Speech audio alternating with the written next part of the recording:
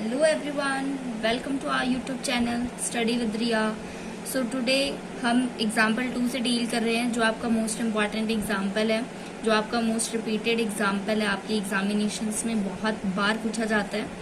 So let we start. तो आपको proof करना है कि ux जो है वो हार्मोनिक है. अब हम जानते हैं, पहले हम ये पार्ट प्रूफ करेंगे, देन नेक्स्ट पार्ट को प्रूफ करेंगे. तो हमें प्रूफ करना है कि जो u है वो आपका हार्मोनिक है. ओके तो हार्मोनिक के लिए आपकी कंडीशन होती है कि वो लाप्लास इक्वेशन को सेटिस्फाई करना चाहिए. ओके लाप्लास इक्वेशन हम जानते हैं, double differentiation with respect to x plus double differentiation. अब मैं बता देती हूँ लाप्लास कंडीशन आपको, आई थिंक नहीं बता होगा कुछ बच्चों को.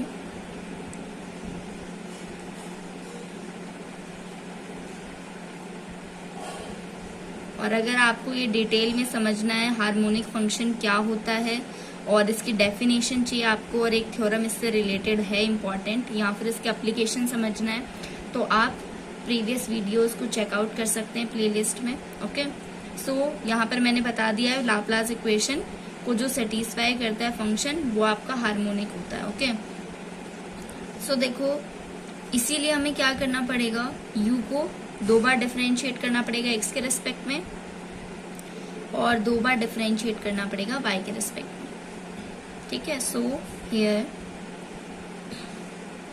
ux, y is equals to x cube 3x y square. Okay so आप इसको डिफरेंशिएट करिए x के रेस्पेक्ट में, तो हमें क्या मिलेगा 3x स्क्वायर माइनस का 3y क्यूब.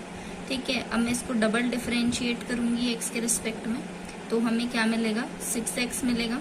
ठीक है, सिमिलरली मैं इसको y के रिस्पेक्ट में करूंगी तो मुझे माइनस का 6xy मिलेगा. डबल डिफरेंशिएट करूंगी y के रिस्पेक्ट में तो मुझे माइनस का 6x मिल जाएगा. ओके नाउ अब हम वही लाप्लास इक्वेशन से, so del square u by del x square plus del square u by del y square. Adding करने पे आपको क्या मिलेगा 0 मिलेगा. लाप्लास कंडीशन सेटिस्फाई हो गई तो फिर लिख दो. So given u satisfy the Laplace equation, so it's a harmonic function. Okay आगे समझना है. ये आपका फर्स्ट पार्ट कंप्लीट हो गया कि आपको प्रूफ करना था कि जो u है वो आपका क्या है, हार्मोनिक है.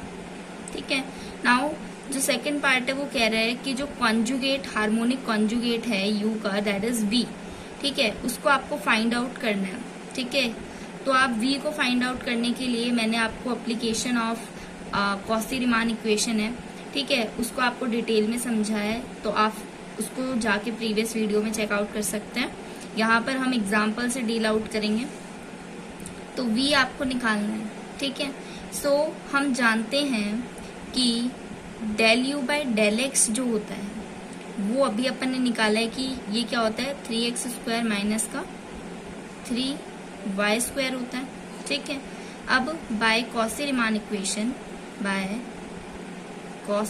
इक्वेशन, ये तो आपको आनी चाहिए कॉची-रीमान इक्वेशन, क्योंकि ये तो आपका मैं फर्स्ट डे से आपको पढ़ा रही हूँ.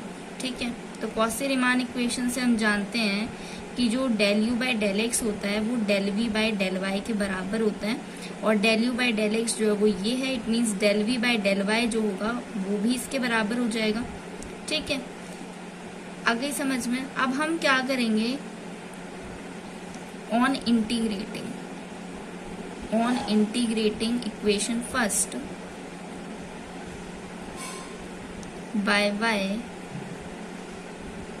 keeping x constant. Okay x को कांस्टेंट लेके आप y के रेस्पेक्ट में फर्स्ट को क्या करेंगे, इंटीग्रेट करेंगे. तो ये क्या हो जाएगा, इसको करेंगे इंटीग्रेट तो v हो जाएगा, और ये क्या हो जाएगा 3x स्क्वायर y माइनस का y cube upon 3 plus constant आता है. अब ये 3 से 3 कट जाएगा तो क्या आ जाएगा 3x स्क्वायर वाई माइनस का वाई क्यूब प्लस का gx। ठीक है, आप यहाँ लिख दो कि हेयर जो gx है is any constant, any real constant of x। Okay, अब नाउ अगेन इतना छोड़ दो आप इसको। ठीक है, इसको इक्वेशन 2 नाम दे दो, इसको यहीं छोड़ दो। अब हम जानते हैं, क्या जानते हैं हम, रुको, अब हम जानते हैं कि जो आपकी sorry 2 minute,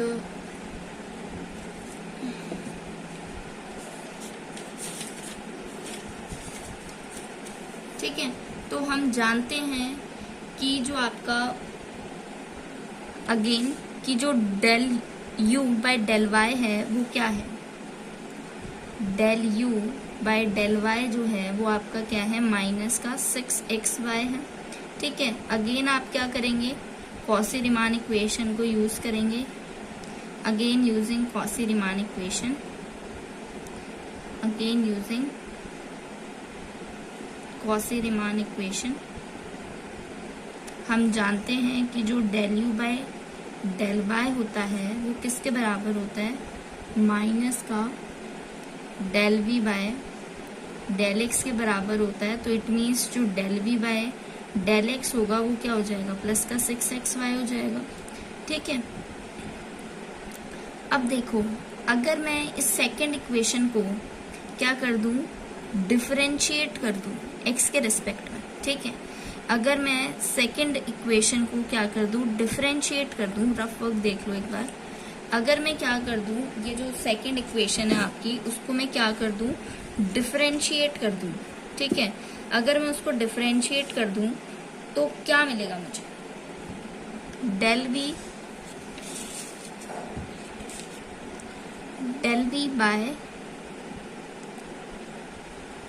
v by del x is equals to, differentiate करूंगी मुझे क्या मिलेगा, 6xy, और इसका कुछ नहीं होगा, ये क्या हो जाएगा, प्लस का g डैश x। ठीक है, ये हो जाएगा। अब देखो अगर मैं इस इक्वेशन को इससे कंपेयर करूं, दोनों dv बाई dx की वैल्यू है, इट मीन्स जो g डैश x है वो यहाँ पर 0 है, तो मैं वही चीज यहाँ पर लिख सकती हूँ। So by second del v by del x is equals to 6xy plus g dash x। So g dash x is equals to 0। ठीक है, ये इक्वेशन 4 हो गई। अब देखो इतनी बात आई समझ में। अब नाउ इट मीन्स कि ये 0 है, इसको मतलब 0 कभी आता है, डिफरेंशिएशन डैश मीन्स इसका डिफरेंशिएशन 0 है, इसका मतलब वो चीज कोई कांस्टेंट के बराबर थी, इसीलिए वो डिफरेंशिएट होने के बाद 0 आ रही है, इसीलिए हमने इसको c के बराबर ले लिया, किसी कांस्टेंट के बराबर ले लिया। ठीक है, here c is any constant. Okay, so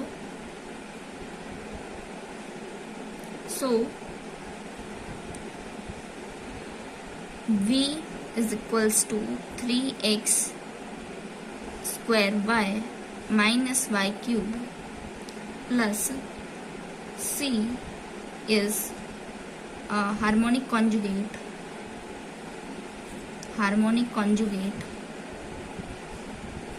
of u। ठीक है, ये आपको प्रूफ करना था, हार्मोनिक कॉन्जुगेट निकाल के लाना था, v निकाल के लाना था आपको। ठीक है, आ गई समझ में इतनी, तो हमने ये निकाल दिया, हार्मोनिक कॉन्जुगेट आ गया आपका। ठीक है, देखो v आप कहोगे कहाँ से ले आए, कई बच्चों को ये डाउट रहेगा ये कहाँ से आ गया। देखो यार, यहाँ पर हमने v निकाला था तो v तो हमें यही मिल गया था, हमें क्या चाहिए था, हमें gx की वैल्यू चाहिए थी कि gx क्या है। ठीक है, तो gx हमने कोई कांस्टेंट एज्यूम करा था, तो हमें gx की वैल्यू चाहिए थी। ठीक है, तो gx के लिए हमने इसको y के रिस्पेक्ट में करा, फिर हमने दोनों को कंपेयर करके रखा, तो g डैश x की वैल्यू 0 मिल रही थी हमें। 0 का मतलब किसी चीज का डिफरेंशिएशन अगर 0 है, मतलब जो उसकी वैल्यू थी वो क्या है, कोई कांस्टेंट के बराबर है।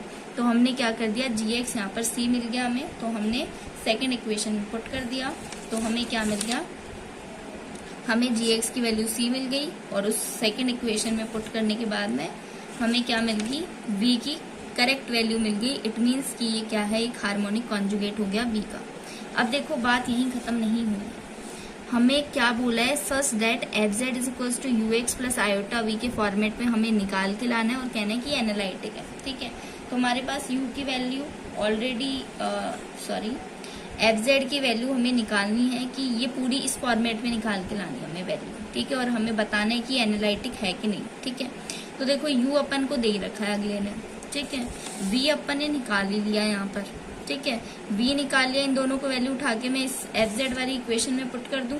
ठीक है, काम बन जाएगा, तो मैं इसमें पुट कर देती हूँ। तो देखो so F Z is equals to U plus iota V on putting values, on putting, I hope आपको राइटिंग में तो कोई दिक्कत नहीं होती होगी। ठीक है, क्योंकि मेरा फुल कंसंट्रेशन देखो यार आपको समझाने में होता है। ठीक है, अच्छे से मैं ट्राई करती हूँ लिखने की। ठीक है, ऑन पुटिंग वैल्यूज, अगर मैं सुंदर सुंदर लिखने आऊंगी तो फिर बहुत टाइम लग जाएगा। देखो ठीक है, ऑन पुटिंग वैल्यूज तो हमें क्या मिलेगा, u की वैल्यू पुट करोगे तो x cube plus 3x y square plus iota v की वैल्यू पुट करो minus I think y cube था क्या, वाई क्यूब भी था,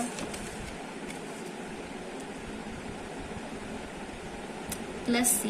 ओके, कांस्टेंट है वो तो देखो ये एक फॉर्मूला होता है किसका, x plus iota y square है। x प्लस आयोटा वाई का अगर मैं क्यूब को सॉल्व करूं तो मेरे पास ये वैल्यू निकल के आएगी। तो मैंने इसको इसके फॉर्मूले के अकॉर्डिंग चेंज करके लिखती हूँ और ये आयोटा सी बच जाएगा, ये ब्रैकेट यहाँ लगेगा। ठीक है, ये आयोटा सी बाहर आ जाएगा। ठीक है, अब मैंने आपको बताया था कि z जो होता है वो x प्लस आयोटा वाई होता है, तो मैं इसकी जगह क्या लिख दूँ, z लिख दूँ, तो ये z का क्यूब हो जाएगा, ये हो जाएगा।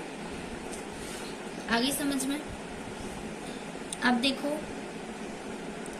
ये मेरे पास एफ जेड की वैल्यू। ठीक है, अब अगर मैं इसको डिफरेंशिएट करूं, एनालिटिक का मतलब क्या होता है, डिफरेंशिएट, तो एफ जेड की वैल्यू क्या आएगी मेरे पास, 3z स्क्वायर आ जाएगी। ठीक है, सो देयरफॉर एफ जेड जो है is a analytic, F Z is analytic. Okay, क्योंकि डिफरेंशिएट हो रहा है, अगला एग्जिस्ट कर रही है वैल्यू, इट मीन्स कि वो एनालिटिक हो गया। ठीक है, तो इजी क्वेश्चन था और मोस्ट इंपॉर्टेंट क्वेश्चन है ये, most very much repeated question. आई होप आपको समझ में आया होगा। सबसे पहले हमने लाप्लास इक्वेशन को करा, उसको दिखाया कि u आपका क्या है, हार्मोनिक है।